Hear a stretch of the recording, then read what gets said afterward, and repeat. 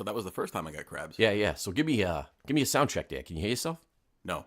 You can't? No. Turn my microphone up. You need your mic up? No. Hold on.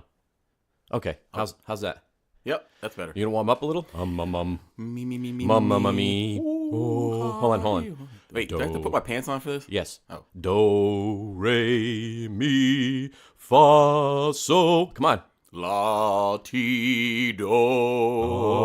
La, la, la, la. Stars out there in the darkness. A fugitive running. Fallen from God. Fallen from grace. Oh, that was pretty good. Ah. All right, yes, so that's we're my... going to start the show at some point? You want to start? Oh, wait a minute. Hold on. We're already recording. Oh, Hey, ah.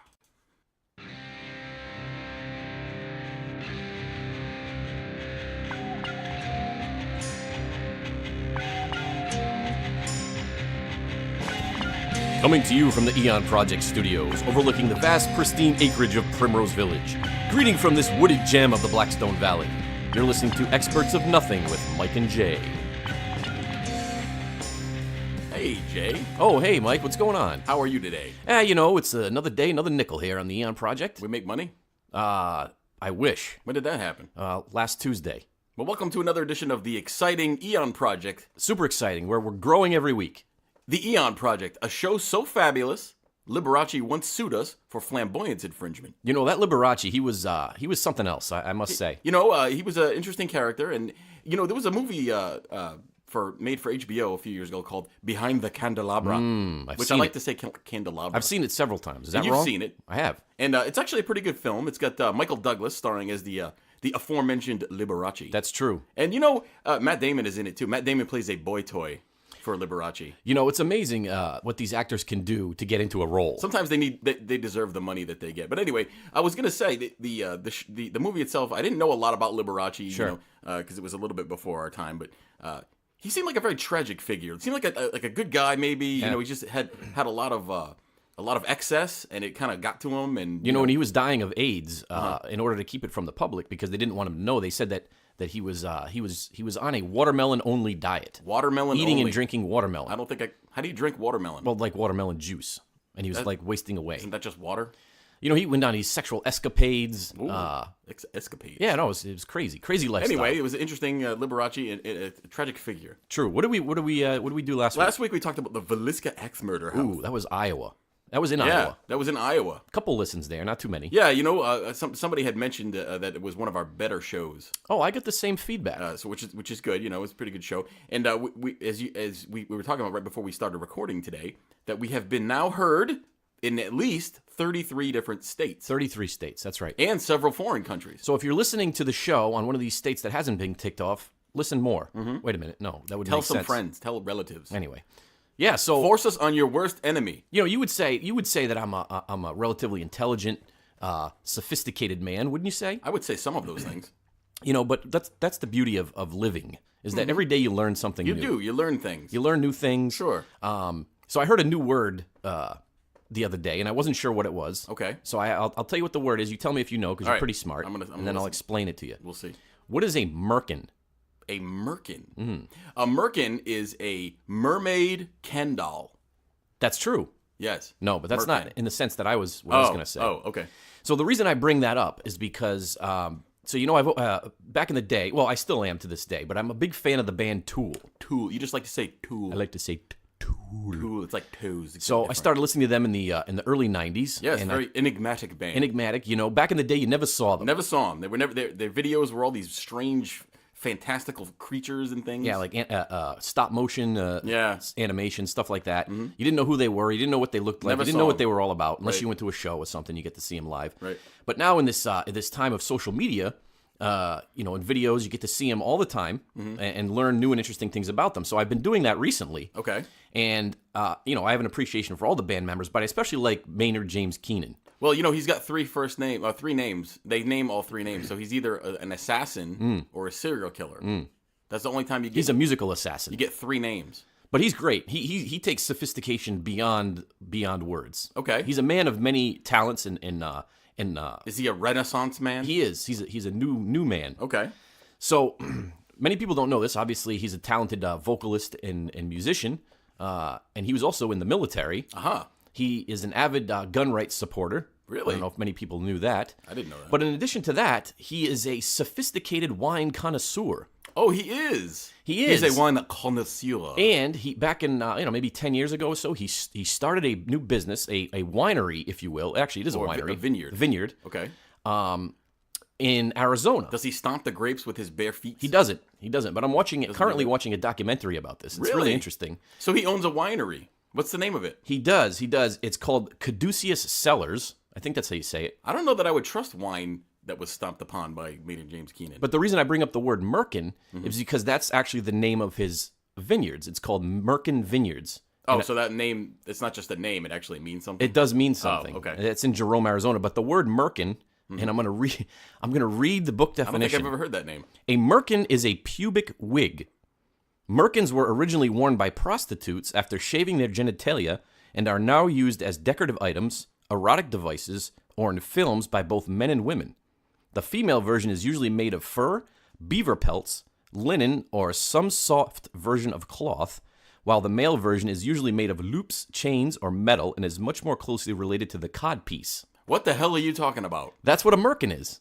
I don't understand. Is it something that's worn by prostitutes? So actually, it came about originally. I did a little history on this, a little research on this. It's bizarre. That's right up your alley, though. Years ago, I don't know, 500 years ago or so, prostitutes would shave off all their pubic hair before it was in vogue to do that. Before it was common practice. Right. In order to, if they had any kind of lice or anything, they would get rid of them that way.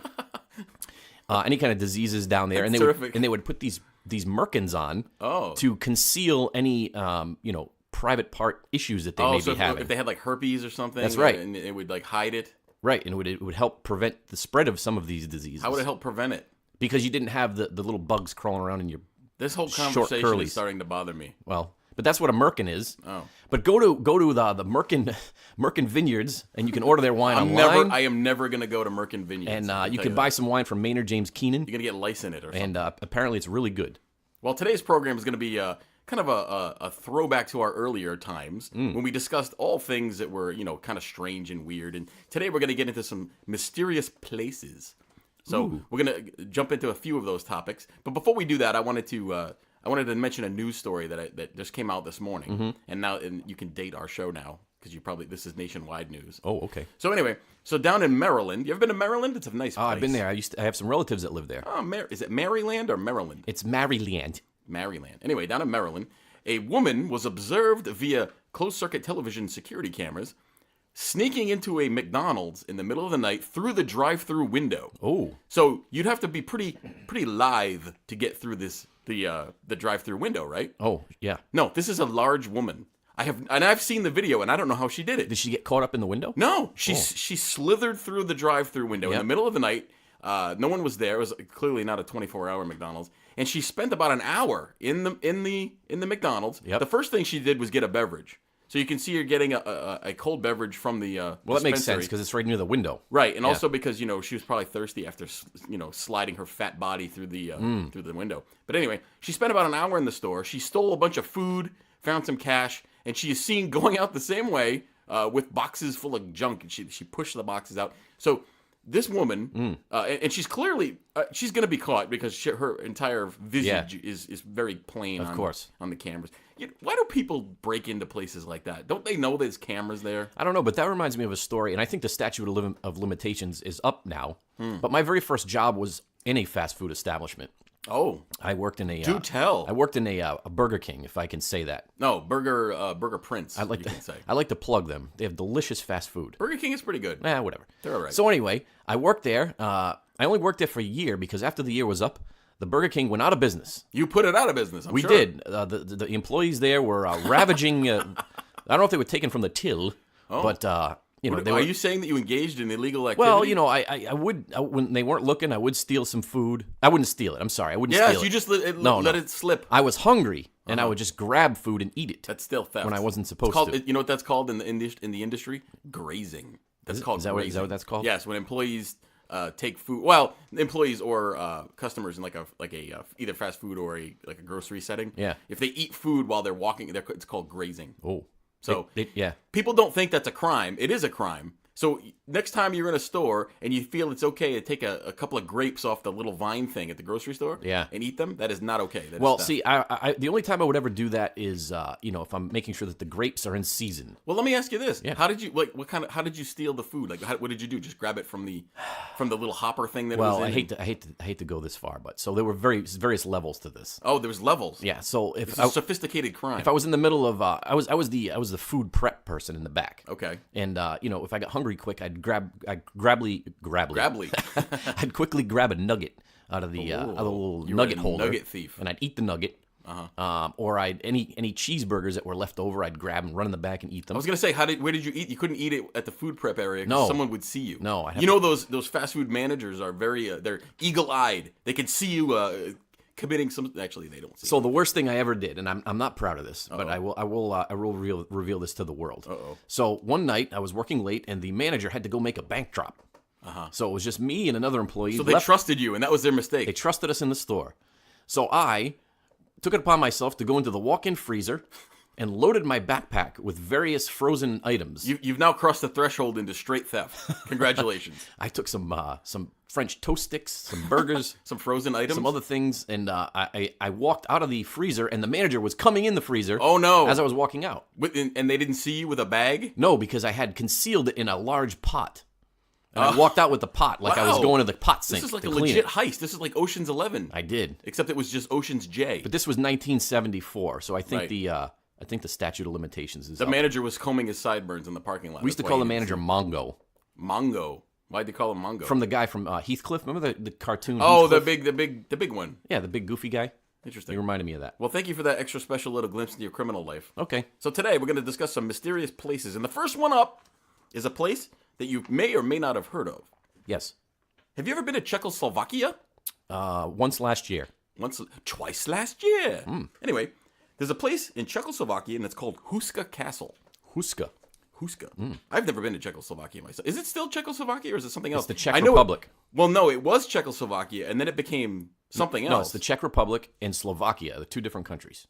Well, it said Czechoslovakia. Well, that's old notes you have. No. So anyway, Czechoslovakia sounds like a fun place to go. Actually, it sounds like a place where you would get roofied and they'd steal your kidney. And you go to a hostel, and then the next thing you you end know, up- you're bleeding in a tub. You end up dead.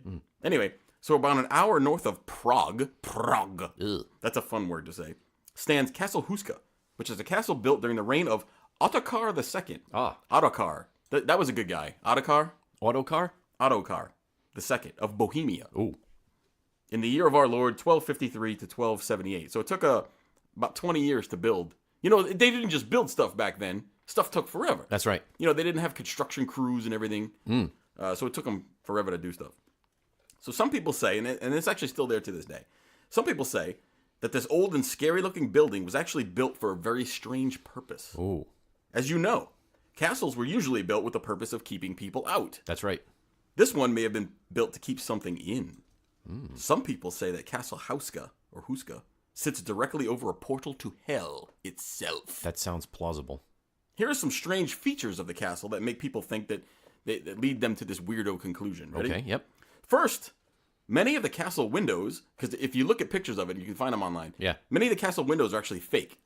If you look closely, you see that most of the windows are actually facades. They're glass panes behind which are sturdy walls. So it's like a fake window. Oh, it's so- actually a solid wall. So from the outside, it looks like a window, but if you were correct. in the room, you'd be trapped in there. That's right. It's a solid wall. Secondly, the castle has no fortifications, no water source, no kitchen, and for years and years after it was constructed, no occupants. So it wasn't built for someone to live in. So it remained empty. Yeah. Also, most castles, why do you build a castle if you're in the Middle Ages there? What's a purpose for a castle? Well, it protects the royalty that live there and the people that are Right. inside the castle walls. Okay. From attacks from invaders and such. And also, wouldn't it be common practice, you think, to place a castle in a strategic location? Right, atop a hill. Yeah, or something. or on a trade route, or overlooking a body of water, or Yep. some sort of strategical. That's not a word.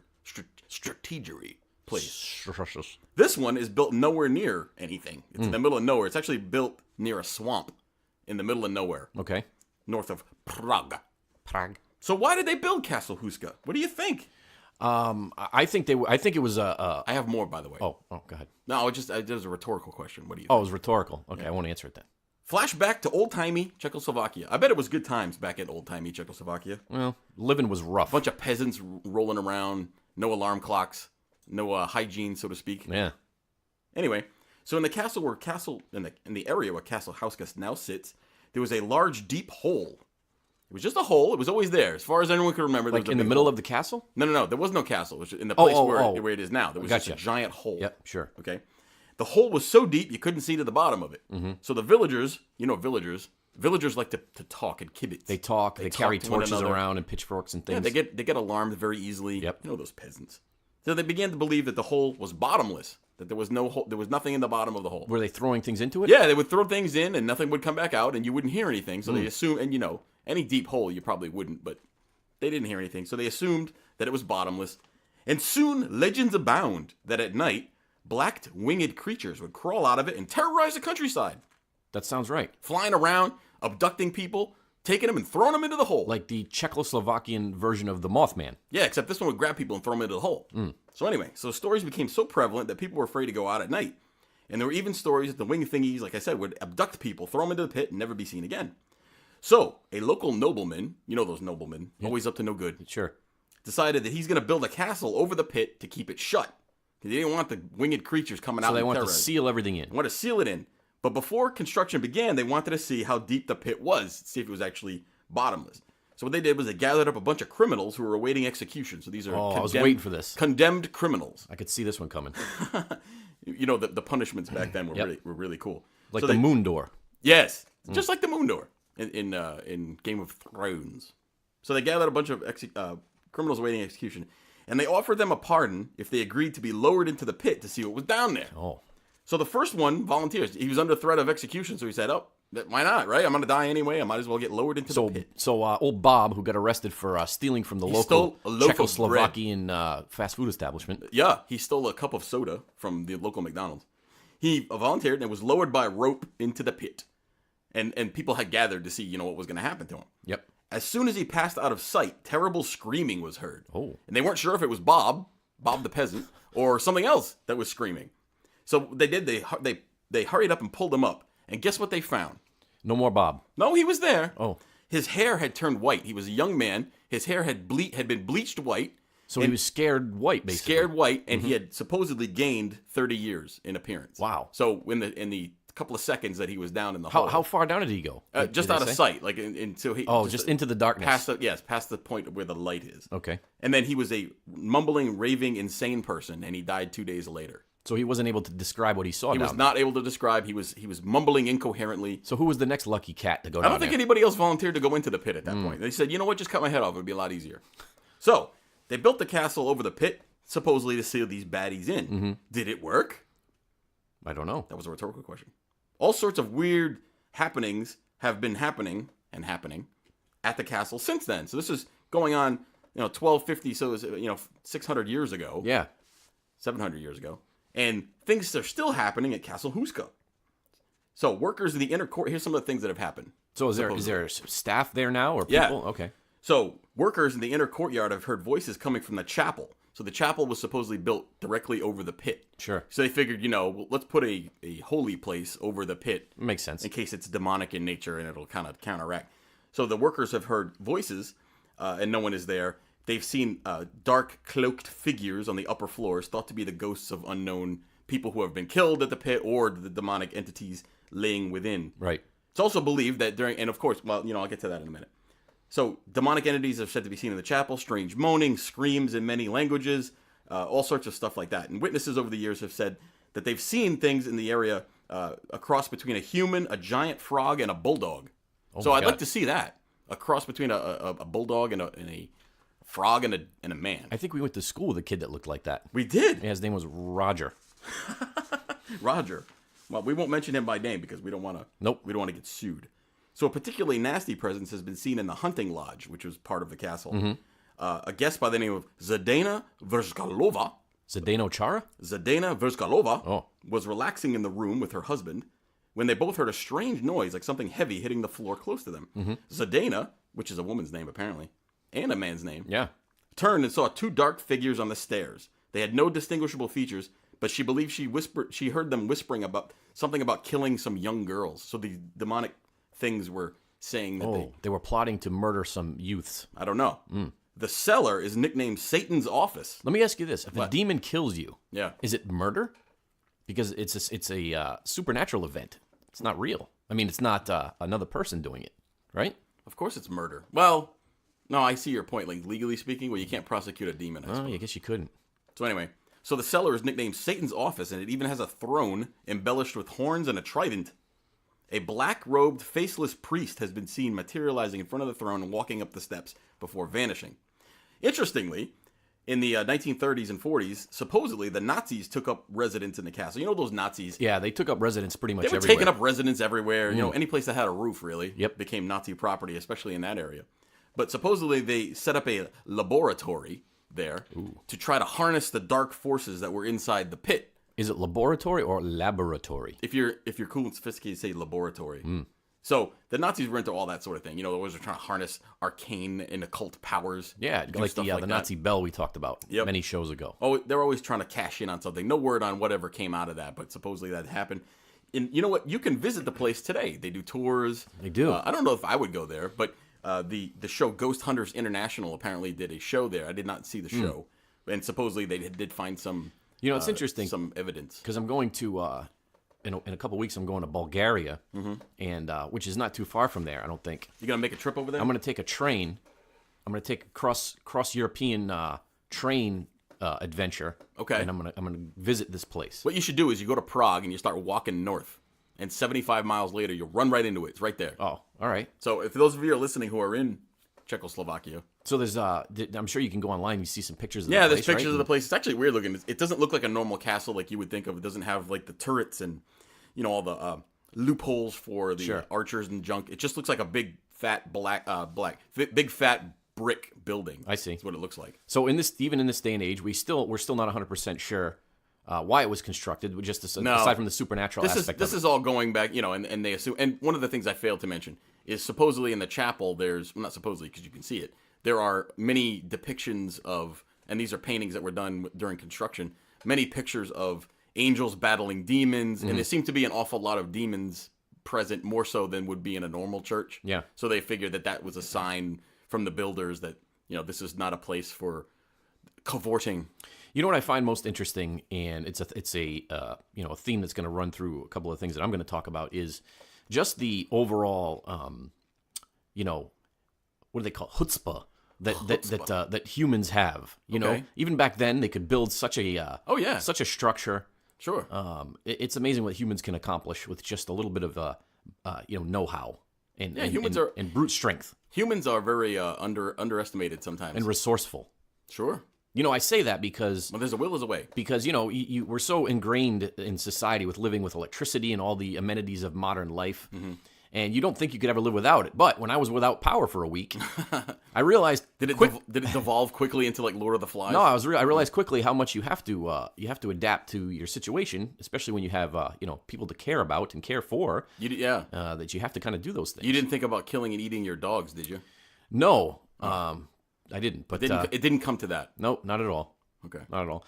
So before I get into my topic, I have an exciting announcement here on the Eon Project. Ooh. Exciting. Dun, dun, dun. We have a new sponsor. We do? We do. So a few weeks ago, obviously, we had the door store, and then Frank had a tragedy. And Frank called in and told us all about his tragedy. He did. Frank. So, what we do throughout the week is we're trying to elicit new sponsors for the program. Yeah, we go door to door. We're big proponents of local businesses. We try to get the word out there. We'd like to promote them as well as they promote us. Right. So what we're going to do now is we have a new sponsor.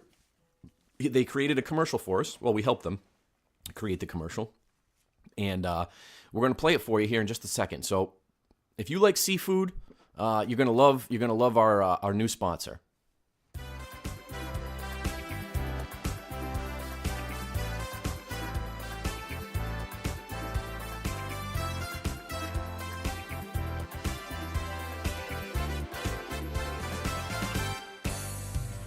Clams, tasty seafood, come aboard, it will make you poo. and clams. Mollusks inside our pot. Let it go. It floats back to the top. Hi everyone, Horatio here for the Clam Boat. Do you like clams and other types of seafood, but don't have the budget or proximity to the ocean to enjoy a fresh catch? Well, come on down to our simulated seafood establishment, where our faux fish is as fresh as it could be without refrigeration. We're located at the strip mall behind Chappie's Tire Shop. Stop in or visit us online at www.clamboatfloats.com. Take care, we'll see you soon. Hit it, Johnny! The clam boat. Eating here might just give you the runs. The clam boat. Simulated seafood is so much fun. All right, that was our latest sponsor here on the Eon Project. It was the Clam Boat. Have you been to the clam boat? I haven't. I'm not sure if you enjoy any types of seafood. Well, I myself am allergic to most kinds of seafood. Oh, you are? Yeah, But this isn't real seafood, so you might be You know what? okay. I may be okay.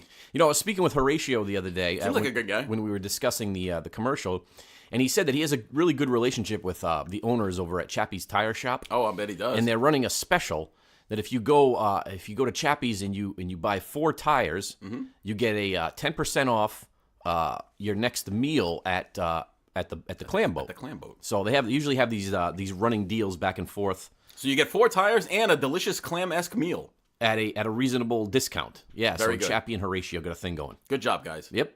Anyway, so we talked about the Houska Castle. Yes. We're on mysterious places today on Yep. the Eon Project. Yeah. And I think you're up next with what you have. I am, and I'm going to talk a little bit about, and this is a topic that's very interesting to me, just because of the sheer nature of it and how it was all created by one man. So we're going to talk about a place called Coral Castle. Oh, And Coral Castle, I'm sure some of you have heard of it. sounds like a hotel in Cancun. It does. I've been to the Moon Palace there. That's pretty nice. I've been to Cancun myself, and I have to tell you, I don't think I would go back there. Nah, me either. It's Not too my dangerous thing. right now. Not only is it dangerous, it seems like it's more for young folk. You know, we would be the weird old guys that were hanging around the beach. So Coral Castle is it's a place located in Homestead, Florida, which is southern Florida, and we know a little bit more about the builder, but we don't know really much about why he did what he did. A little bit, but not much, or how he did what he did, because it's really just kind of a miracle of engineering, and not even modern engineering, because he didn't have any modern tools or anything like that. It's basically a site of megalithic. Do you know what that word means? It means old and rocky. And big stone structures, and they were carved and formed into different objects. And we'll talk more specifically here about them in a minute. But I want to talk a little bit about the gentleman that created this wonder. So this is a place you can go to. You can go to. It's like a museum essentially. Oh, now cool. it is, because this gentleman died many moons ago. But you go there, you pay a small fee, you go in, you get a tour, you get all the information that you need, and things of that sort. So it was built by a name of Edward Leeds Skalman. And Leeds Skalman was going back to Europe, was a Latvian immigrant. Oh, Latvia. He was born in Riga, Latvia on August 10th, 1887. Latvian caviar, best in the world. Yes. And this next event is going to shape, pun intended, the rest of Ed's short life. Oh. Actually, he lived kind of a long time. But so at 26, he was engaged to the love of his life, a young, nubile young lady. She was nubile. At 16 years old. Her name was Agnes Scuffs. Oh, And Miss Agnes, she was quite the looker for the Latvians. She was strong on plow, strong on plow. and she was. I'm sure she was an attractive young lady. It's probably short and wide. The day before the wedding, just one day before they were supposed to get married, Agnes canceled the wedding, Uh-oh. called it off Poor man. for some reason. I don't know if she was not too keen on wasn't Ed's, into hygiene. Who knows? Mm-hmm. Of course, he was very heartbroken, and he ended up coming to America at some point. That's a good movie, by the way. And set out to create a monument to his lost love, Agnes Scuffs. So I don't think that I would ever build anything to a person named Agnes Scuffs. why not? Okay. What if she looked No, she didn't. amazing? I can tell you she didn't. Oh, okay. But this actually turned into a crazed obsession, if you will, that culminated into a most amazing one of the world's most amazing accomplishments, in my opinion, because it was only one man, untrained. You know, he was not a college-educated man. You know, he was a small man in stature to be able to do this sort of thing. So Coral Castle, as it became known, was originally called Rock Gate Park. And what happened was Ed decided, as I stated earlier, that he was going to create this monument to his love, Agnes. And obviously, with no help, large machinery, he carved and sculpted over 1,100 tons of rock. Wow. Yeah. And by the way, he was only 5 feet tall and only weighed about 100 pounds. So He was 5 feet tall and 100 pounds? That's right. One of my legs is 5 feet tall and 100 pounds. That's true. Wow. So basically what Ed did was, throughout the course of his life, and by the way, he only worked at night. He worked at night inside the gates of his property. Was he a recluse? He not so much. I mean, he'd go out in the town and things like that. Okay. And he'd work by candlelight. And he would somehow manage to harness the powers of who knows what. And that's why there's a mystery of it, because they'd be these giant blocks of stone, much like the Stonehenge stones. We all know how big and heavy those were. Right. He would carve them. He would lift them into place and put them in various positions. He would stack stones upon one another. And I think most famously, there's a stone gate, is what they call it, right? And it's a giant. Is that why they call it Rock Gate Park? Yeah, several ton stone that is erected in a vertical fashion. It's like rectangular shaped. And what Ed did was, somehow he managed to drill through the length of this stone, using no power tools, mind you, and was able to put a shaft down there and erect this stone. This sounds You sexual, said doesn't erect and shaft in the same sentence Oh, twice. I did. I'm sorry. I'm counting. And what he did was he used the wheel bearing of a 1918 Ford truck to be able to pivot and place this stone on its center of gravity and balance this stone on a basically another pie-shaped rock and have it upright. And literally, a stone that weighed many, many tons, a small child could come over and push it with one hand. Really? And open and close this gate. So let me ask you a question then. Sure. So you say he did most of this stuff at night. Mm-hmm. Was he in a remote area? Was he like far removed from other people? So he actually moved his location one time. He originally started building in, I believe it was Florida City, Florida. Mm-hmm. And what happened was he got broken into, I think. And he didn't like the fact that he was a lot more remote there. So he himself was broken into, or his place? Well, his property was, and people were going in there, and he didn't want him there. So he said, "I'm going to move," before his project really got going, and he ended up moving down to Homestead, Florida, and restarted the project. Well, the reason I ask you that, his proximity to others, was, given the fact that he's using supposedly primitive tools, right? Things you would hear that. You would hear all sorts of construction noises going on, right? Sure. One would think. Yeah. So what would happen was people would try to come and peek over his little fence there, his little wall, to see what he was up to. And he was almost like he had a sixth sense about that, about people watching him. So he would stop working. Really? And he'd stop working and he would shoo them away. And he'd say, "Get out of here, people." Here's a historical reenactment of that exact scene. Yep. Get away. Yep. And they'd run. And they would run. They'd run away. So one of the other things that he did was he carved a giant stone heart by hand. What's better? That was funny. Oh, I'm drinking this. What are you doing over there? No, I'm drinking this this herbal tea today. Uh-huh. Because I ran out of the regular tea. It's herbal. It's tea, and I'm a fan of just the straight up Lipton tea bags. You know. Yes, I know you're a fan of the tea bag. I like the tea bag, and I put it in hot water there. It's like dirt in a bag. Yep. And I warm it up, and it's good, and it soothes my throat. Right. Gets me all but going. But today it's causing you to be verklempt. Well, because it's not the normal tea. It's a bag of strange herbs. You don't know what's in there, man. That's got me heaving up a little bit. Anyway, so he's constructing this ginormous thing full of ginormous things. That's right. And no one knows how he's doing it. Nobody knows how he's doing it. And at some point, I don't know at what point you would think that it would start to get a little bizarre and creepy. That I think it already did. He's still building these things to his beloved Agnes. Many, many years later on into his life, when she of course probably had no idea what the hell he was doing. Well, she's in Latvia. That's true. So she wouldn't know. Absolutely not. So how did he do it? Nobody really knows. Obviously there's the people out there that think that he was able to harness some sort of magical powers or harness. Ed talked a lot about magnetism, and he said how he was able to harness the powers of magnetism to be able to get objects to move. Well, he did not have any training in engineering or anything, right? This is all... no formal training. Okay. no formal training whatsoever. But I mean, if you go and you just look at what he was able to accomplish, and it's documented. I mean, this is not something that's made up. You can see pictures of it, right? You can see it, and like I said earlier, you can go there and you can. Going back to the the big gate that I was talking about. I guess back in the early to mid 80s, the gate stopped working. Okay. So they had to bring in a team of engineers and a 50-ton crane to figure out exactly what made this gate work. How did he get that to work? Because they wanted to get it working again, and they couldn't figure it out. So right. once they were able to dismantle it, they realized that the wheel bearing that was underneath, that was the pivot point, had rusted, and it failed.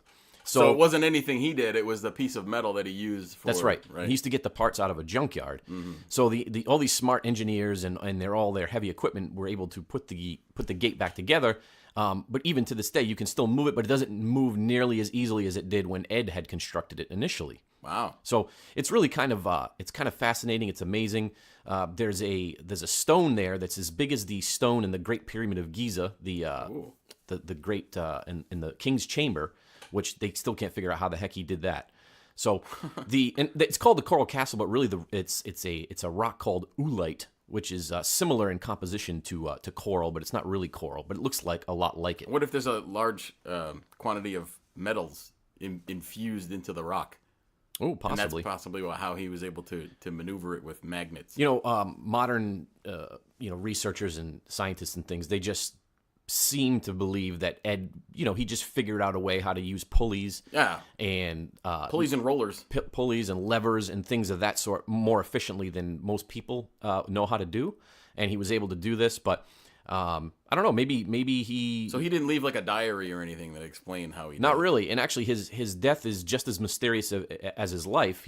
One day he put a note on his door that said he was going to the hospital, and he rode his bike to the hospital, and then he died 3 days later and never came back. And I'm going to the hospital. See ya. Obviously, the place now is on the Registry of Historic Places. Wow. You can still go there to this day and check it out. And it's actually a place that I'm going to Florida in February. Oh. And I may make a special trip down there because I've always wanted to visit and see the place because I find it to be extremely interesting. Well, when you do that, you make sure that you do an investigative report and report back to us. I will. I'll bring an EMF meter. What you find. I'll bring some galoshes. Yeah. And a turkey sandwich. No one wears galoshes anymore. No? You ever notice that? Well, no, the galosha. Is it a galosha? No, it's a galosh.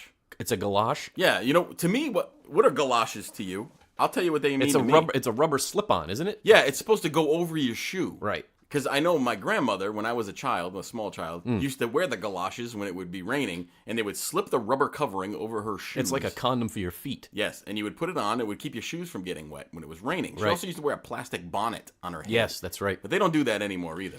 The old ladies do. Yeah. But you don't see many people wearing the slip-on galoshes They don't anymore. want their beehive hairdo. Or their, I might. You know what? I'm going to go on Amazon later and see if I can find some galoshes. You know what? That's a good idea. Because in the slushy wetness of the Northeast, we could use some galoshes. They may come in handy. Yeah. So that's the Coral Castle. That's Ed Leeds Scullman in a nutshell. There's a lot more to it, but we just kind of chipped the tip of the coral here. We chipped at the beginning. Interesting. Yeah. Well, that was a Coral Castle. What do you got? Next on our list of mysterious places, we're going to go back to Europe. Oh. Let me ask you a question. This is not a rhetorical question. Oh, you want an answer? What do you do if you're a ruler of a place? Let's say you're a ruler of some sort of kingdom. Oh, I'm rulering in let's say the 1500s. Okay. What do you do with people who have the plague? What do you do with them? You segregate them from society. Right. Because you don't want everybody else to get the plague. That's right. Right. So, what did the ruler of Venice in the late 1700s? What did he do? He dumped them all in the water. No, he put them on an island. Okay. Almost the same. Oh. Poveglia Island in Italy sits off the coast of Venice. It was used as a hideout from barbarians. You know those barbarians, they always causing trouble back in the day. They were a barbaric people. You'd have to run away from them and hide, You get away. So they used to hide from the barbarians there, and later it was used as a fort to protect the Venetian coast. So over the years, over the hundreds of... Venice is a very old city, obviously, and the whole time Venice has been populated, basically Poveglia Island has been used for different purposes. But it became, in the late 1700s, it became a place where incoming ships with people who might have diseases would stop.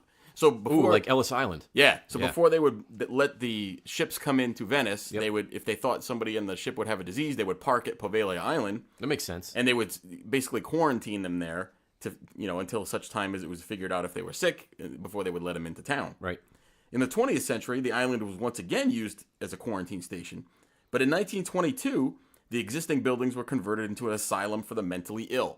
So basically, now for hundreds of years of Italian history, this island has been used to house sick people. Now it's being used to house mentally ill people. What does this setup seem to you? What kind of places are usually are associated with mental illness, mental hospitals, and sick and dead people? What kinds of places? Yeah, like what kind of reputation does a place like that get? Oh yeah. Like just not a very nice place. A lot of strange happenings. Yeah, as you can imagine, a place that people would be kept to die would develop a reputation for being haunted. As it was said, it was actually an insane asylum in the 1920s, like I told you. Supposedly, there was a doctor there that experimented on patients, and he did crude lobotomies. You know what a lobotomy is? Yeah, they take out a portion of your brain. Yeah, or they hit it with an ice pick or something, and then it supposedly cures mental illness. It's not. I don't think it was known to work very well. Didn't work on you, that's for sure. No, it made me kind of drool a lot. But supposedly this doctor was doing these crazy lobotomies on people in the 1920s. Later, he threw himself from the hospital tower after claiming he had been driven mad by ghosts. So supposedly the ghost came after him. He flung himself off of the tower, and he didn't die when he hit the ground. What happened? What happened? People came over to help him because they saw this guy falling off the tower. Oh, I see. Witnesses say that a strange mist engulfed him at the base of the tower, and then he died after. Witnesses said that they thought that the mist was choking him. So the mist came out of nowhere. Yep. And because it was chasing him out of there. He jumped that's out what the he- window that's to what escape. That's right. So rumors over the years, supposedly over 100,000 people have died on that island over the years, and their remains are strewn about the place. And actually, you can see, if you go online, you can see some pictures of the graves. There's lots of weirdo skeletons and junk like that, kind of all over the place. So supposedly the island is haunted. It's become one of those world's scariest places, and it's known as a place that weird stuff happens, ghosts are seen, and it's just a bad place to be. Here's an interesting tidbit of information. The island was sold to a private person a few years ago. Guess how much someone paid for Poveglia Island, which is a good-sized island. Private off the coast island. of Italy, so it's either going to be one extreme or the other. So $2. Nope, $700,000. Oh, that's not bad. $700,000. You get your own haunted island, and it has all these dilapidated buildings on it and stuff. So what's he going to do? Turn it into a tourist That's the destination? thing. Maybe it's going to be a plague-themed amusement park. Like you go on a roller coaster and body parts fall on you. Maybe you have to go through a simulated gas chamber. I've seen these shows now where these people actually go out and they buy islands. They spend millions of dollars. They buy their own island. Let me ask you this: How does that happen? How do you buy an island? Like, who are you buying it from? Well, whatever territory or country that is You could just sell part of their land. I guess I don't know. I don't know. Well, islands could be privately owned. I mean, No, I know, but I'm just wondering. Like, let's say everything belongs to somebody, right? Like, let's say you're piloting your vessel in the ocean, and you come across an island in the middle of the ocean. Somebody owns that, right? Or are there islands that nobody owns, and they're just public access islands where anybody can go? maybe. I'm sure there's some remote islands out there that nobody's laid claim to. We should go on a trip and claim some islands for the TheEoNProject. The TheEoNProject Island Hunting Tour. Yeah, somebody out there who has a lot of money, Yeah, because we don't, set that up. and we need like a vessel of some kind. Why don't we make it a cruise ship? Although I don't do well on vessels. No, but there should be an TheEoNProject cruise to the Bahamas or something, where our throngs of fans can interact with us, buy us beverages. Our throngs of fans could wear thongs. Thongs and throngs. That'd be it. The TheEoNProject That's thongs and throngs. Throng and Thong Tour. Somebody set that up, and we'll do it. Yeah, We'll make that. We'll make that commitment right now. that's a real tongue twister if you try to say it real fast. Yep, it's fun to say though. So I think that the last. Get the heaves again over there. I'm sorry. What are you doing? It's, You it's get the the herbs. heaves. I have a belly full of herbs. It's working on my GI tract. That's pleasant. So the last interesting and mysterious location that we're going to get into today is something called America's Stonehenge. Ooh. Yes, and we all are familiar with, or should be, with the famous British Stonehenge on the in Clark England. Griswold knocked it over with his rented Yugo. He did. And it caused an international incident. Look, kids, Big Ben, Parliament. Can't get left. America's Stonehenge is also known as Mystery Hill, and it's an archaeological site. It's an archaeological wonder. and it consists of a number of large rocks and other stone structures, and it's scattered around 30 acres within the town of Salem, New Hampshire, which is not too far from where we are today. And not too far from Salem, Massachusetts. That's right. They ran out of names. They did. Naming They did. the same thing. And it's actually the oldest megalithic mystery of North America. And, of course, around the area are a series of low walls, some cave-like structures and tunnels and things. And if you were to just happen upon it, didn't know it was there, I mean, it's not overly impressive. Right. In the sense that, the stones are not nearly as big as the ones at the British version of Stonehenge. Right. They're a lot smaller. But it becomes more impressive when you figure out that where it came from or who built it, right? That's right. And, of course, Mystery Hill is much more jumbled in comparison to the English Stonehenge, which is a lot more orderly, and it looks like that it was obviously done for a purpose. And this, like I said before, the Stonehenge stones are much, much larger, up to 45 tons, where the ones in Mystery Hill or America's Stonehenge are only 11 tons, and of course the construction is a lot less intricate, but not still. The JV team. That's right. Built That's America's right. Stonehenge. Right. Varsity was over there in England. However, a couple of the common threads that run between the two locations are.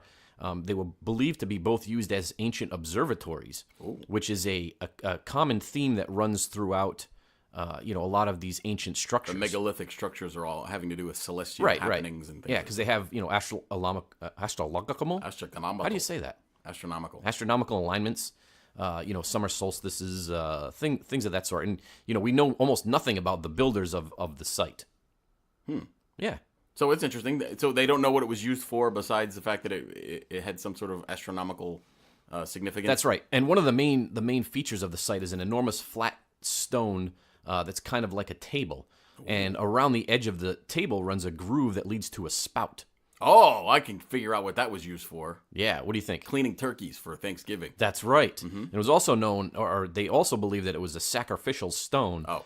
But you're kind of like on the right track there, because they think the groove was a blood, like to let the blood run away. The blood groove. Kind of like a mortician's table. Yes. You ever seen one of those? As a matter of fact, quick plug for my friends down in Texas. Yeah. Who run a haunted house called Reindeer Manor. I mentioned on the show before.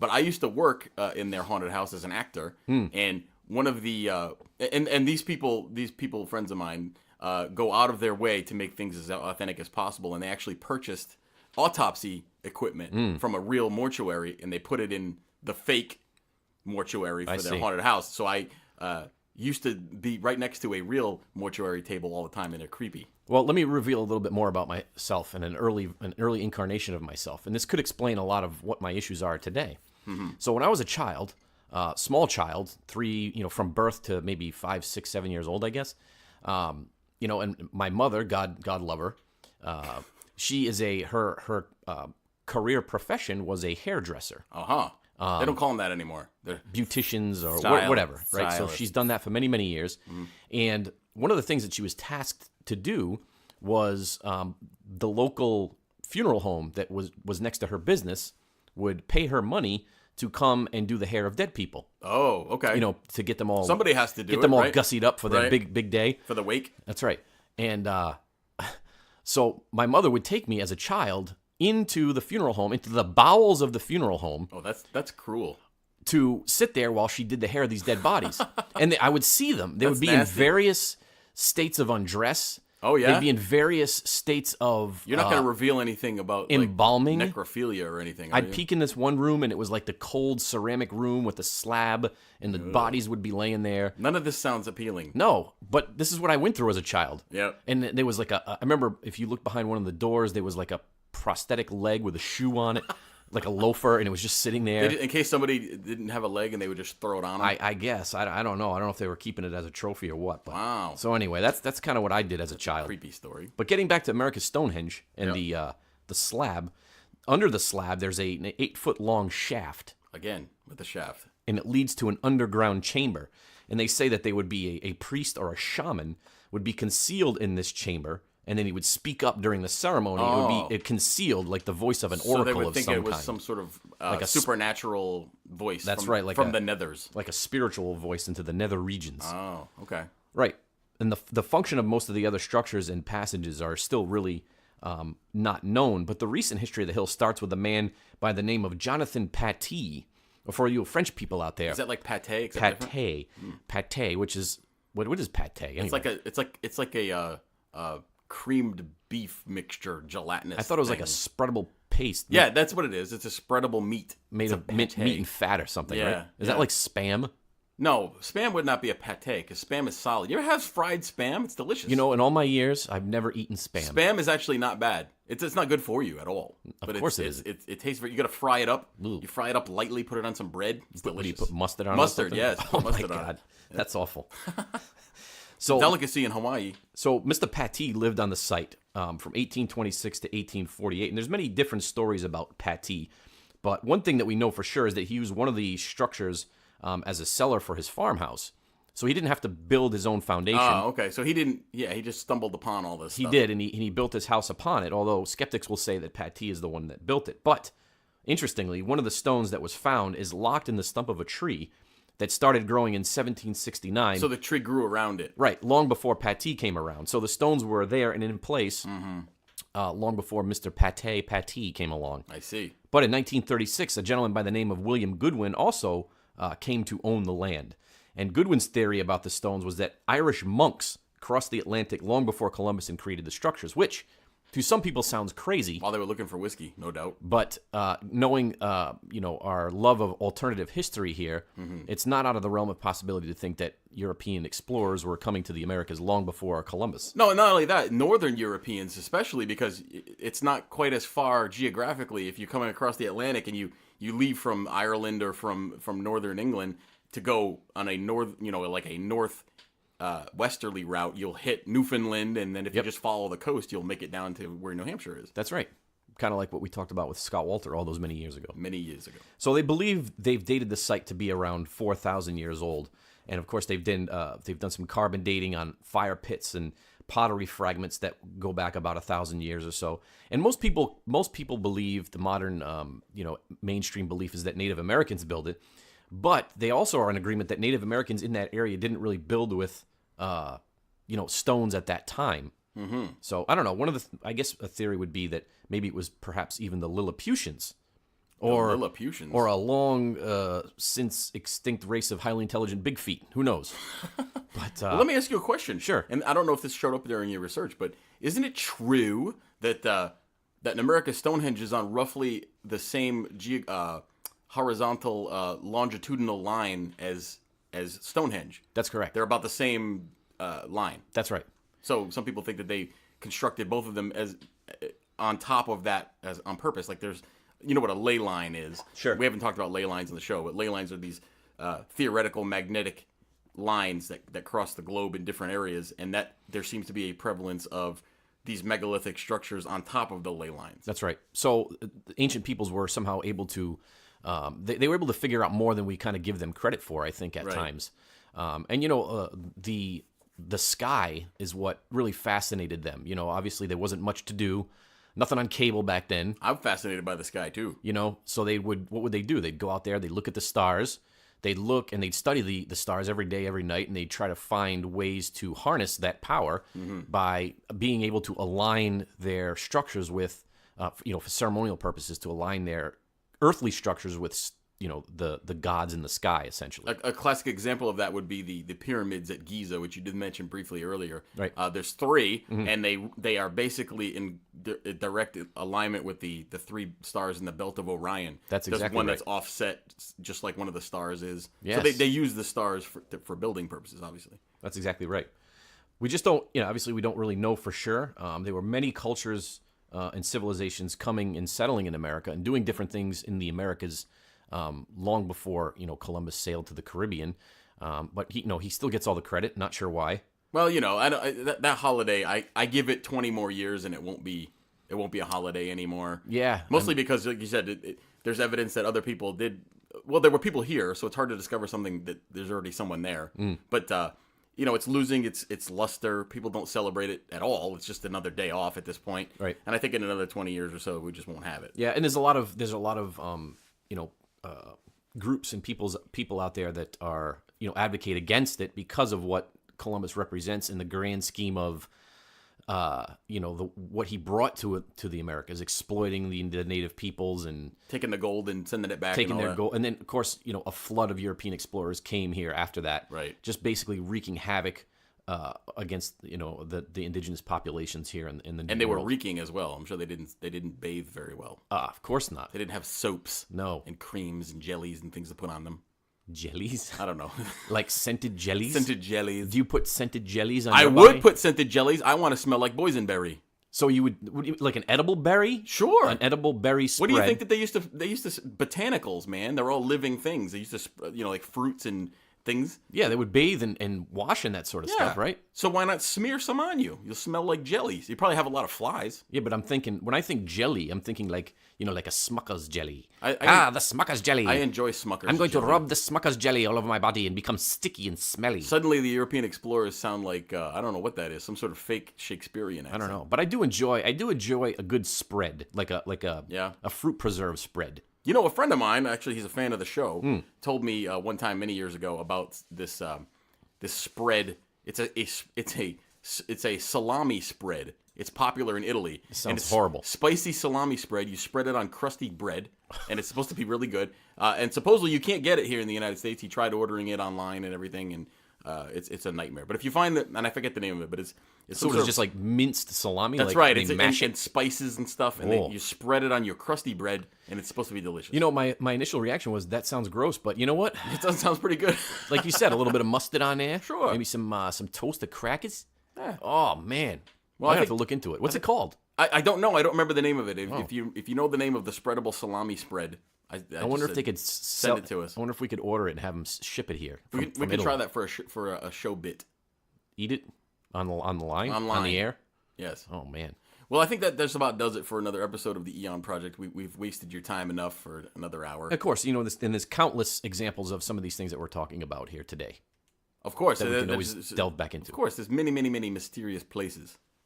Much like your underwear drawer for many. It's very mysterious. It's mysterious. You know and what's it's dangerous. funny? Everyone's afraid to go in my underwear drawer, so that's where I hide my valuables. So if you're ever gonna break into my home, they're in my underwear drawer. My valuables. So you're daring people to I dare you to break the seal of the drawer. Yep. And get in there and It's rummage like- around your yeah. dirty undergarments. It's like the Pharaoh's curse. Once you crack the seal of it, you've sealed your doom. So do you put you don't put soiled undies back in there? I'm do not you? telling you what I put in there. It's all part of an elaborate security system to keep my underwear safe. Oh, so how do you must mix up your clean and dirties? You're asking a lot of questions. I'm not going to answer anymore. I don't know. because This OPSEC, man. OPSEC. Find it interesting. Mm-hmm. So I think maybe next week we'll probably delve more back into the paranormal aspect of the show, which I know some people like. You know love. what? And let me just open call. Yeah. If anyone has any stories or anything you want to share with us, and maybe you don't want to appear on the show or be recorded on the show, but maybe you have a story that you'd like to read on the show, send us an email and we'll be happy to read it. You can reach us at TheEoNProject, TheEoNProject at yahoo.com. Our website is still down because our website was terrible. And so we took it down in protest. But you can get a hold of us on Facebook and also on Twitter. Send us a message, and we'll be glad to read your story aloud for everyone. That's right. And obviously we make light of things, we joke, but we do take things seriously. And if you want to speak, you want to talk, you want to come on, we'll be more than welcoming to you. And if you want to come in the studio. You'd be a very brave We'll have person some to do adult that. beverages. We'll have some spreadable salami paste. Yep. And we'll sit here. We'll hang out. We'll jibber jabber back and forth. It'll be a good grand time. Sounds good. How's that sound? Yeah. All right. So just remember. Until next time. Just remember. Wait a minute. That was redundant. Remember twice. Oh, remember it. The truth exists. Believe it.